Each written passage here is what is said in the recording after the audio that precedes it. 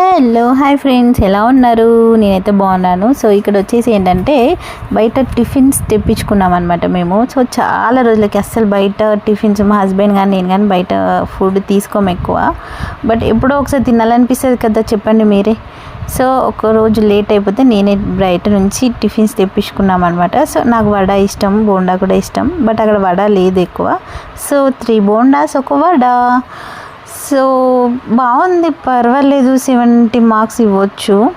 మరి మనం ఇంట్లో చేసుకున్నట్టయితే ఉండదు, ఎందుకంటే మనం బయట వాళ్ళు అంటే ఇప్పటికీ ఆయిల్ యూజ్ చేస్తారు కాబట్టి హెల్తీ కాదు, తినకండి బయట ఫుడ్ కూడా. ఎంత హైజీనిక్గా ఉన్న టిఫిన్స్.